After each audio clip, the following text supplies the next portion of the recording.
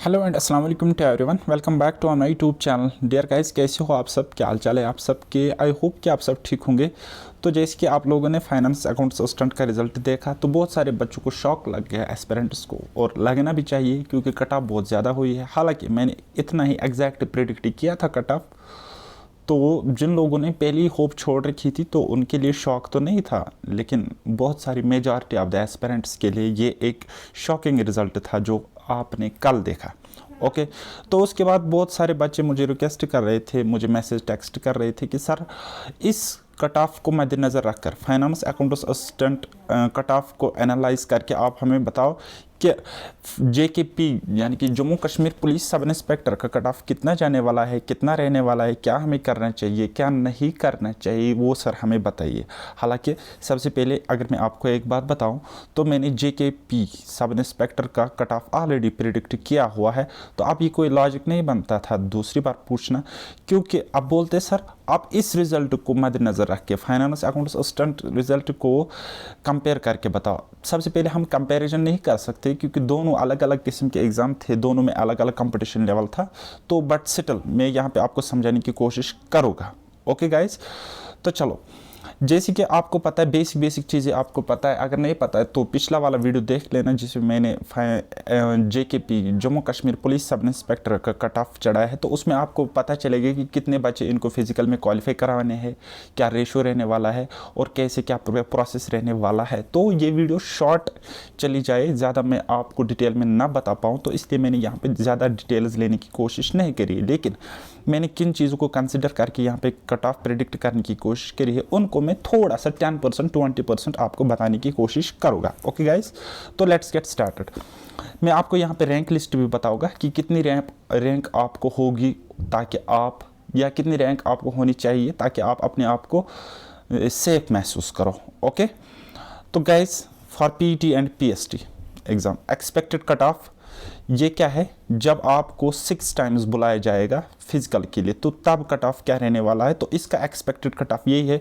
For open merit category around 85, RBI and OSC का रह सकता है 80 प्लस माइनस। अब 80 प्लस RBI के लिए, 80 माइनस OSC के लिए। Okay guys, so other categories का रहने वाला इन बिटवीन 70 to 75। ये क्या है, मार्क्स आउट ऑफ 150। तो ये रहने वाला है फिजिकल के लिए। लेकिन अगर आप फिजिकल के लिए क्वालिफाई करते हो तो ये सफिशिएंट नहीं रहेगा आपकी सिलेक्शन के लिए। ओके, तो उसके लिए क्या करना है, तो सुनो समझो मेरी बात। ओके गाइस, तो बात करेंगे फाइनल सिलेक्शन कट ऑफ की। तो गाइस देखो, एक बार अभी याद रखो, एक बात मेरी अभी से याद रखो कि ये रहने वाला है एक्सपेक्टेड कट ऑफ। देखो मैं यहाँ पे प्रिडिक्शन तो करूँगा, लेकिन इसकी क्या गारंटी है, गारंटी मैं बिल्कुल भी नहीं दूंगा क्योंकि चीज़ें चेंज हो जाएगी। Things will vary after physical test. Okay, physical test जब होगा तो मुझे पता चलेगा कि और क्या क्या फैक्टर्स होंगे जो इस कट ऑफ को क्या करेंगे, इफेक्ट डालेंगे इस कट ऑफ में। ठीक है, हालांकि फाइनेंस का कट ऑफ जो है वो भी इफेक्ट डाल सकता है, और सिमिलरली JKPSI का कट ऑफ भी फाइनेंस के कट ऑफ पे इफेक्ट डाल सकता है, लेकिन वो तो आपको पता है। लेकिन फर्दर कुछ चीज़ें यहाँ पे डिसाइडिंग फैक्टर होगी जिनका डेटा अभी मेरे पास नहीं है, यानी कि मैं कह सकता हूँ वो NCC कैंडिडेट्स कितने क्वालिफाई करेंगे, तो उसका डेटा अभी मेरे पास नहीं है। तो इसलिए मैं कह रहा हूँ ये एक प्रिडिक्शन, एक एक्सपेक्टेड कट ऑफ रह सकता है, और एग्जैक्ट कट ऑफ में आपको बताने की कोशिश करूँगा आफ्टर फिजिकल टेस्ट जो कि फर्स्ट वीक ऑफ जून में कंडक्ट होना है लगभग। ओके, तो देखो cut off will be low. Cut off मेरे हिसाब से लो ही रहेगा क्योंकि वेरियस फैक्टर्स है, फिजिकल है, उसके बाद बाकी भी फैक्टर्स है, साइड बाय साइड एग्जाम्स भी चल रहे हैं। लेकिन मैं रैंक के हिसाब से आपको यहाँ पे कुछ बताना चाहूँगा। अगर आपकी ओपन मेरिट में रैंक 1500 के आसपास है, यानी कि अंडर 1500 में आपके अगर रैंक आ रही है, ओपन मेरिट में हो, तो आप 100% सेफ मान सकते हो खुद को। ओके, देन इसी तरह अगर आपकी ओवरऑल रैंक, ये मैं ओवरऑल रैंक कहता हूँ, ओवरऑल रैंक आपकी आ रही है 0 से लेकर 2100, यानी कि 2100 से कम आपकी रैंक है, तो आपकी रिजर्व कैटेगरी है, RBI कैटेगरी है, तो आप खुद को महसूस कर सकते हो कि you are safe. Okay, you are in safe zone, right. Then उसके बाद ओएससी कैटेगरी, अगर आपके पास ओएससी कैटेगरी है और आपकी रैंक होती है फॉल इन फर्स्ट 3000 स्टूडेंट्स, आपकी रैंक होगी इन फर्स्ट 3000 स्टूडेंट्स, तो आप बिल्कुल सेफ हो, घबराने की ज़रूरत नहीं है, बस आप फिजिकल पे फोकस करो। और अगर आपके अदर कोई कैटेगरी है like EWS, SC, ST, PSP या और कोई कैटेगरी है, तो आपकी रैंक जो भी हो, आपका अगर फिजिकल क्वालिफाई हो जाता है तो आपको फिजिकल की तैयारी कर लेनी चाहिए मेरे हिसाब से, मेरे ख्याल से। ओके, तो बाकी जब इसका प्रोविजनल लिस्ट, शॉर्ट लिस्ट जिसको हम कहते हैं, शॉर्ट लिस्ट जब इसका निकलेगा, ये ज़रूरी नहीं है कि वहाँ पे इन्होंने स्कोर शो किया होगा और आप रैंक वहाँ पे अपनी प्रिडिक्ट कर सकते हो। This is not possible, this is not possible. या हो भी सकता है, नहीं भी हो सकता, नहीं भी हो सकता, क्योंकि मेरा ख्याल जो है, मुझे लग रहा है जब ये शॉर्ट लिस्ट निकालेंगे, फिजिकल के लिए बच्चों को बुलाएंगे, वहाँ पे शॉर्ट लिस्ट में शायद खाली रोल नंबर्स होंगे, रोल नंबर्स या उनके नेम होंगे, शायद स्कोर वहां पे स्कोर एंड रैंक शो नहीं होगी। अगर वैसा होगा तो बहुत अच्छी बात है, मैं आपको एग्जैक्ट कट ऑफ भी प्रिडिक्ट करके दे दूंगा उसके बेस पर। लेकिन वैसा नहीं होगा तो आप अपने स्कोर के हिसाब से देख सकते हो। अच्छा, मैं आपको यहाँ पे एक लॉजिक की बात बताऊँ, एक सच्चाई है, रियलिटी है, जितने भी बच्चों से मेरी बात हुई है उन सब का कहना है। मैं आपको कहूँगा कि कंपटीशन इसमें, अगर मैं कंपैरिजन क्यों नहीं कर रहा हूँ FAA और JKPSI का, क्योंकि इन दोनों का कंपैरिजन है ही नहीं, इन दोनों का कंपैरिजन है ही नहीं। ठीक है, किस मामले में नहीं है? क्योंकि FAA यानी कि अदर एग्जाम्स, ये हो गए अदर एग्जाम्स JK SSB के, और ये हो गया JK पुलिस SI एग्ज़ाम का, और इसमें कंपटीशन लेवल ज़्यादा था, इसमें उतना ज़्यादा नहीं था, इसमें उतना ज़्यादा JKPSI में उतना ज़्यादा नहीं था। इसमें भीड़ ज़्यादा थी, इसमें भीड़ ज़्यादा थी, लेकिन इसमें ज़्यादा भीड़ नहीं थी, यानी कि इसमें ज़्यादा नंबर ऑफ़ एप्लीकेशंस नहीं आए थे। ठीक है, अब इसमें टाइम ज़्यादा था बच्चों को पढ़ने के लिए, लेकिन इसमें ज़्यादा टाइम नहीं था, इसमें ज़्यादा टाइम नहीं था JKPSI एग्ज़ाम के लिए। देन उसके बाद एक और फैक्टर ले लेंगे हम, इसमें सीरियस कैंडिडेट्स भी ज़्यादा थे, इसमें सीरियस कैंडिडेट्स ज़्यादा नहीं है। ठीक है, इसमें एज, JK SSB एग्ज़ाम्स में एज 20 to 40 ईयर्स थी। ठीक है, लेकिन यहाँ पे 20 to 30 ईयर्स। अब बोलोगे सर ये क्या है, 18 to 30 ईयर्स था लिख कर, तो लेकिन 18 ईयर्स का कोई ग्रेजुएटर नहीं होता है। ग्रेजुएशन जो करता है आज बच्चा, वो कम से कम 20 साल का होता है। ओके, 20-21 साल का होता है। तो आप देख सकते हो कि यहाँ पे कंपटीशन कम है और यहाँ पे कंपटीशन लेवल बहुत ज़्यादा है, तो इसलिए मैं कंपेरिजन नहीं करता इन दोनों चीज़ों का, लेकिन कंपेरिजन करना भी चाहिए थोड़ा स्मार्टली। तो स्मार्टली मैं आपको एक कंपेरिजन बताता हूँ। यहाँ पे देखो, हमारे JKPSI का सिलेबस जो था, JKPSI का सिलेबस जो था वो था UPSC प्री का सिलेबस, UPSC प्री का, या जो हमारा JKAS होता है उसका प्रीलिम्स वाला सिलेबस था। ठीक है, प्रीलिम्स वाला सिलेबस था। हालांकि ये जो सिलेबस था ये हमारे कॉमन रहता है अदर JK SSB एग्जाम्स में, जैसे कि कंप्यूटर सेक्शन रहा, J&K ऑर्गेनाइजेशन एक्ट रहा, जनरल इंग्लिश रहा, जनरल साइंस रहा, और भी बाकी ज्योग्राफी, इकोनॉमिक्स रहा। ठीक है, ये हमारे कॉमन पोर्शन से ऑलरेडी JK SSB के अदर एग्जाम्स में होता है। ठीक है, रीजनिंग का ले लो, वो भी होता है। ठीक, तो इस बेसिस पे मैं थोड़ा सा कंपैरिजन यहाँ पे करूँगा, लेकिन मैं आपको यहाँ पे एक बात कहना चाहूँगा कि सिलेबस जो अनाउंस हुआ वो हुआ दिसंबर 2021 में सिलेबस अनाउंस। तो पहले इन्होंने बोला हम जनवरी में ही एग्ज़ाम लेने वाले हैं, एंडिंग जनवरी, फिर उसको पोस्टपोन किया गया और फाइनली हमारा 27 मार्च में एग्ज़ाम कंडक्ट किया गया। ओके, तो यानी कि बच्चों को प्रिपरेशन के लिए टाइम अच्छा नहीं मिला। ये क्या टाइम मिलना हुआ, मैं आपको कहूँगा अगले महीने आपका एग्जाम है, अगले महीने तक आपकी स्ट्रेटजी बदल जाएगी, आप ऊपर से पढ़ोगे, फिर मैं पोस्टपोन करूँगा, तो वो तो अच्छा नहीं हुआ ना। मैं अगर आपको सीधा कहूँगा कि 3 महीने के बाद एग्जाम ले लोगे तो आप वैसे ही अच्छी तरीके से प्रिपरेशन कर सकते हो, लेकिन अगर मैं आपको बोलूँगा 10 दिन के बाद एग्जाम होगा, फिर बोलोगे अब 20 दिन के बाद, अब बोलोगे 30 दिन के बाद, तो ये 3 महीने तो ऐसे ही निकल जाएंगे और प्रिपरेशन ज़्यादा खास होगी नहीं। ओके, अब आप कहोगे कि सर UPSC का सिलेबस था, शायद UPSC वाले बच्चों को यहाँ पे एज मिली, शायद UPSC वाले बच्चों को यहाँ पे एज मिली, तो वैसा भी कुछ नहीं हुआ, उनको कोई एज वेज वगैरह नहीं मिली थी। जैसे कि उनके हिसाब से एक्सपेक्टेड पेपर था वैसा आया नहीं, तो UPSC वाले बच्चे भीड़ से बाहर निकल गए, वो पहले ही आउट ऑफ रेस है। सारे नहीं कह सकता हूँ, कुछ मतलब मेजॉरिटी ऑफ UPSC एस्पिरेंट जो होते वो निकल गए, इस रेस से बाहर है पहले ही, और उनका वैसे भी मेंस एग्जाम चल रहा था साइड बाय साइड, चाहे JKAS की बात करेंगे या अदर एग्जाम्स की बात करेंगे तो। ठीक है, तो भीड़ यहाँ पे बनाई उन बच्चों ने जो बच्चे पढ़ रहे थे JK SSB एग्जाम्स के लिए। कौन से बच्चे? फाइनेंस असिस्टेंट वाले बच्चे। तो मैं आपको यहाँ पे श्योरली एक बात कहना चाहूँगा, जो बच्चे यहाँ पे 90 स्कोर कर रहे हैं फाइनेंस अकाउंट्स असिस्टेंट में, फाइनेंस अकाउंट्स असिस्टेंट में, वही बच्चे यहाँ पे 100 को टच कर रहे हैं, या 100 है या 100 प्लस है। यानी कि अगर हम इन मार्क्स 100 मार्क्स को कन्वर्ट करेंगे क्वेश्चंस में, तो वो होते हैं 81, 82, 83 क्वेश्चंस, 81, 82, 83 क्वेश्चंस। यानी कि जो बच्चा यहाँ पे 90 ला रहा है वो ऑन एन एवरेज इतना स्कोर कर रहा है, इतना स्कोर कर रहा है, ठीक। तो लेकिन जितने बच्चे यहाँ पे फाइनेंस अकाउंट्स असिस्टेंट में 90 प्लस है, सपोज 1500 हो गए मेरे हिसाब से, लेकिन उतने बच्चे JKPSI में 100 प्लस नहीं होंगे।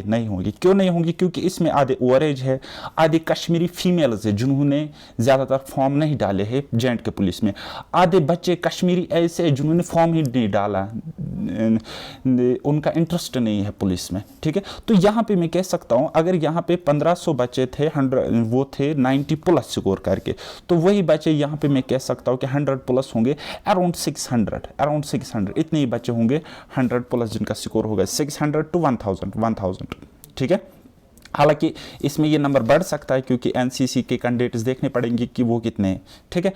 तो उस बेसिस पर मैंने यहाँ पे कट ऑफ प्रेडिक्ट किया है। तो अगर मैं आपको कहूँ कि ये जो ओपन मेरिट के 1500 बच्चे हैं तो ये कहाँ तक आ सकते, तो गाइज ये आ सकते लगभग 95 तक। 95 मार्क्स की बात कर रहा हूँ, ना कि क्वेश्चंस। 95 मार्क्स आउट ऑफ 150 जिसके, तो ये रैंक यहाँ तक फिल हो सकती है। तो इसलिए मैं कहता हूँ कि अगर आपकी रैंक इन बिटवीन क्या है, अंडर 1500 है, तो बच्चे बहुत सारे रेस में गिरने वाले, तो आपका चांस बनता है, ओके। तो देन उसके बाद एग्जैक्ट कट ऑफ की बात अगर करेगी, final prediction for final selection list, उसकी मैं अगर बात करोगे तो सबसे पहले मैं यहाँ पे आपको बताऊंगा कि मुझे लगता है दिस इज एक्सपेक्टेड, हालांकि मैं एक और एक्सपेक्टेड कट ऑफ लेके आऊँगा लेकिन आफ्टर फिजिकल टेस्ट, ओके। तो लेकिन फिलहाल अगर आप इस रेंज में हो तो आप फिजिकल के लिए तैयारी करो और बहुत अच्छे से तैयारी करो, क्योंकि आपके 90% चांसेस बन रहे हैं सिलेक्शन के लिए, 90% से भी ज़्यादा चांसेस बनते हैं, क्योंकि यहाँ पे ओपन मेरिट का मुझे लग रहा है इतना 95 प्लस माइनस, ज़्यादा भी हो सकता है कम भी हो सकता है, लेकिन ज़्यादा वेरी नहीं करेगा। RBA 90 plus minus, OSC ALC 85 plus minus, other categories का 82 प्लस माइनस। ये फाइनल कट ऑफ की मैं बात कर रहा हूँ और मार्क्स आउट ऑफ 150 रहेंगे ये, ठीक है।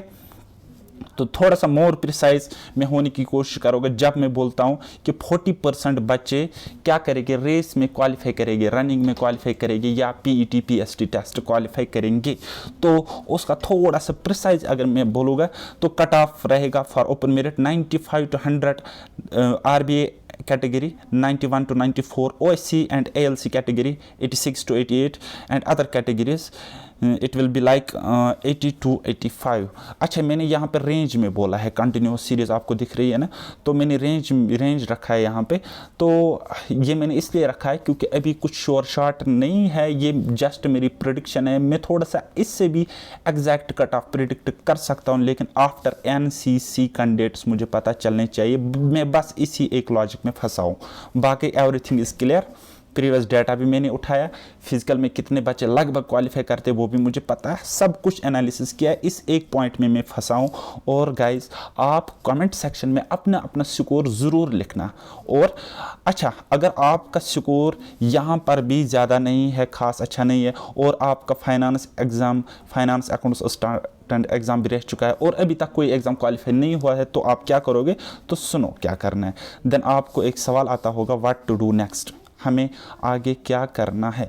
तो सबसे पहला एक टिप ले लो मेरा, prepare for the upcoming exams. ये आपको करना ही पड़ेगा। जो भी अपकमिंग एग्जाम्स है, चाहे उनकी रिक्रूटमेंट आ चुके हैं या आने वाली है, ठीक है, आने वाली बहुत सारे रिक्रूटमेंट्स है, तो आप अभी से प्रिपेयर करो। और आपको क्या करना है, कॉमन पोर्शंस अभी से प्रिपेयर स्टार्ट करना करो जब तक उनका सिलेबस नहीं आता है, ओके।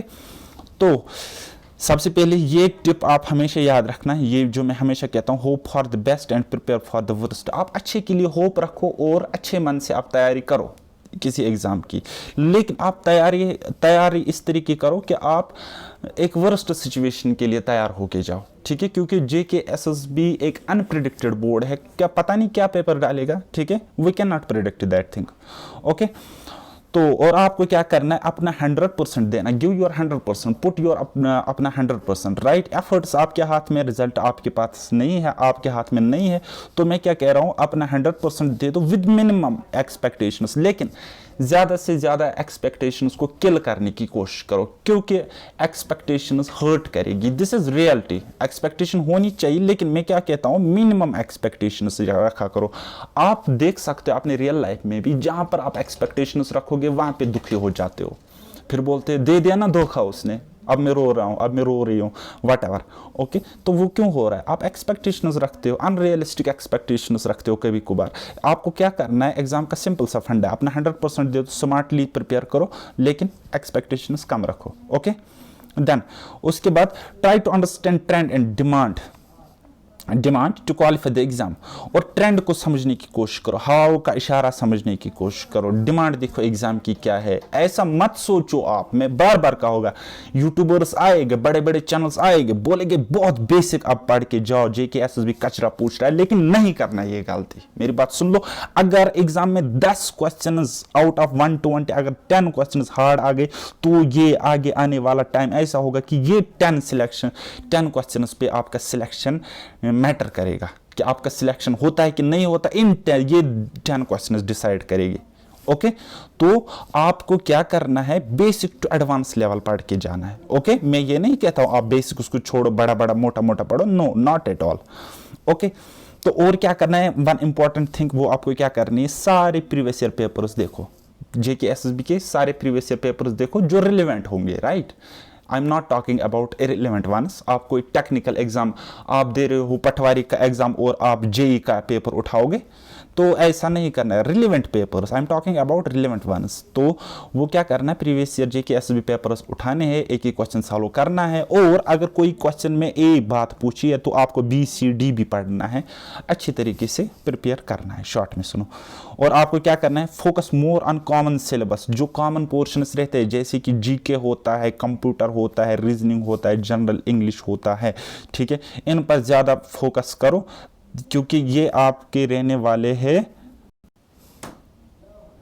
क्योंकि ये आपके स्कोरिंग पोर्शंस रहने वाले हैं, स्कोरिंग सब्जेक्ट्स रहने वाले हैं। तो कॉमन सिलेबस पे आपको ज़्यादा फोकस करना पड़ेगा, और खुद पे भरोसा रखो। आप जिसको भी मानते हो, अल्लाह मानते हो, भगवान मानते हो, वाहिगुरु मानते हो, ईश्वर मानते हो, कुछ भी मानते हो, उस पर मतलब उसकी प्रार्थना करो, प्रेयर करो, दुआ करो, और लेकिन सबसे important cheese believe in your self, ठीक है। आपका कॉन्फिडेंस लेवल बैलेंस में होना चाहिए, ना ही आपका कॉन्फिडेंस कम होना चाहिए और ना ही आप ओवर कॉन्फिडेंट होने चाहिए, बिल्कुल बैलेंस में अपने आप को मेंटेन रखो। Okay, try to cover topic 0 to hero level. वो मैंने आपको बोला कि 0 से आपको स्टार्ट करना है और 100% तक उस टॉपिक को समझना है, अच्छी तरीके से समझना है। मैं ये नहीं कह रहा हूँ कि आप इरेलीवेंट पढ़ो, आप मास्टर्स करो, आप पीएचडी करो किसी सब्जेक्ट में, नहीं, वो तो बेवकूफ़ी है अपने आप में, लेकिन आप सफिशिएंट पढ़ के जाओ। आप अगर कोई टॉपिक पढ़ते हो, J&K ऑर्गेनाइजेशन एक्ट पढ़ते हो, तो सोचो ना, क्वेश्चन सारे प्रीवियस ईयर क्वेश्चन जब देखोगे तो आपको एक अंदाज़ा हो जाएगा कि किस कमीनेपन तक JK SSB जा सकता है, यानी कि अगर वो क्वेश्चन को हार्ड बनाएगा तो किस लेवल तक बना सकता है, तो वो आपको चीज़ समझ में आ जाएगी। तो इसलिए मैं कहता हूँ 0 टू हीरो लेवल आप अपनी तैयारी को ले जाओ। ओके, और आपको क्या करना है, ये चीज़ जिस दिन आप समझोगे उस दिन आप बहुत बड़े लेजेंड बन जाओगे। Avoid false hope. लोग फॉल्स होप देते, आपको झूठा दिलासा देते, कुछ नहीं होगा उससे। Try to accept the reality को जितना जल्दी आप एक्सेप्ट करना सीखोगे, अपने मिस्टेक्स को मतलब एक्सेप्ट करोगे, उन पे काम करोगे, अपने वीक एरियाज को समझने की कोशिश करोगे, तो उतना ही आपके लिए अच्छा होगा। तो आपको फॉल्स होप नहीं रखनी है। तो मैंने एक वीडियो में कहा था कि अगर आप 100% किसी एग्जाम में देते हो, 100% देते हो और आपके साथ कुछ भी बुरा नहीं होता, सब कुछ अच्छा ही अच्छा होता है, 100% देकर भी अगर आप 10 to 15 नंबर से गिर रहे हो उस एग्जाम में, तो वो एग्जाम दोबारा नहीं देना। तो आप बोलोगे सर आप डिमोटिवेट कर रहे हो, लेकिन नहीं, मैं यहाँ पे आई am not motivation speaker like Sandeep Maheshwari, ठीक है। मैं आपको ये नहीं कहूँगा ट्राई अगेन। यार मैं क्रिकेट खेलता हूँ, लेकिन मेरी एज अभी लाइक 27 है, तो मैं विराट कोहली नहीं बन सकता अगर मुझ में कितना भी पोटेंशियल हो, ठीक है। तो ये चीज़ सीखने की कोशिश करो, ये गधों की रेस से बाहर निकलो। ओके, खुद की स्ट्रेंथ को समझो, खुद के वीकनेसेस को समझो, उस पे काम करो, ठीक है। अगर आप 100% देते हो फिर भी आपसे नहीं होता, तो आप मुझे बताओ 100% से ज़्यादा आप क्या देख सकते हो? फिर भी आप अगर बड़े मार्जिन से, अब लक फैक्टर हो सकता है कि आप लक की वजह से, क्योंकि लक मैं भी मानता हूँ लक मैटर करता है इंसान के लाइफ में, ठीक है, तो उससे ऊपर नीचे हो सकता है। लेकिन अगर आप 20 मार्क्स से गिर रहे हो तो मतलब क्या है फिर ये, ठीक है, फिर तो मतलब ये नहीं है, आपके लिए ये चीज़ नहीं बनी है, चाहे वो कोई भी चीज़ हो, राइट। तो लेकिन हाँ, अगर आपने मेहनत नहीं करी है, फिर अगर आपको 0 मार्क्स भी आया है, 0 मार्क्स भी आया है और आपको 120 लाने, आपने मेहनत नहीं करी, आपने 100% नहीं दिया, तो मैं आपको बोलूँगा नहीं, मेहनत करो, you can crack it, you can do it, okay. तो लास्ट टिप ये है कि मेरी चैनल को शेयर करो, सब्सक्राइब करो और अपना JKP पुलिस सब इंस्पेक्टर का स्कोर मेरे कमेंट सेक्शन में लिखो, और मैं लिंक्स दे दूंगा आपके डिस्क्रिप्शन सेक्शन में, टेलीग्राम चैनल की, अपने टेलीग्राम ग्रुप की, फेसबुक ग्रुप की, और अपना नंबर दूंगा। लेकिन मुझे कॉल करने के बजाय टेक्स्ट ज़रूर करना अगर कोई क्वेरी हो तो। सो मिलते हैं। नहीं, एक और बात ले लो मेरी, मैं अभी मैथमेटिक्स पढ़ा रहा हूँ क्योंकि आपका अपकमिंग एग्ज़ाम्स आने वाले, उनमें आपको क्वांट्स पूछा जा रहा है और आपका रीजनिंग वहाँ पे एक पार्ट रहने वाला है। क्वांट्स बोले तो बेसिक मैथमेटिक्स, मैथमेटिक्स बोले तो टेक्निकल मैथमेटिक्स, चाहे ये मैथ्स होगा चाहे ये मैथ्स होगा, दोनों को मैं अपने अपने तरीके में पढ़ा रहा हूँ। ये मैथमेटिक्स ट्रेडिशनल वे में पढ़ा रहा हूँ, ये मैथमेटिक्स ट्रिकी वेज में पढ़ाता हूँ, लेकिन दोनों को मैं सिंपल वे में, आपको सबसे सिंपल कंटेंट मेरे चैनल पे मिलेगा, ठीक है, और आप मैक्सिमम स्कोर कर सकते हो। तो परसेंटेज का टॉपिक मैंने कंप्लीट कराया हुआ है, आप उसको देख सकते हो, आप उसको देख सकते हो, अपना रिव्यू दे दो। अगर कहीं पे आपको कोई लूप होल दिखता है तो मुझे बताओ, मैं उस पर काम ज़रूर करूँगा। तो कल से आपको रेशियो एंड प्रोपोर्शन पर वीडियोस मिलेंगे, क्योंकि आपके एग्जाम्स आने वाले, उनमें क्वांटिटेटिव एप्टीट्यूड पूछा जा रहा है और रीजनिंग भी आ रही है, ठीक है, और अपकमिंग एग्जाम्स में भी रहेगी। तो आप मेरे चैनल को सब्सक्राइब कर सकते हो, अपने फ्रेंड्स के साथ शेयर कर सकते हो। सो बाय बाय, टेक केयर, अल्लाह हाफिज़, और मेहनत करते रहिए।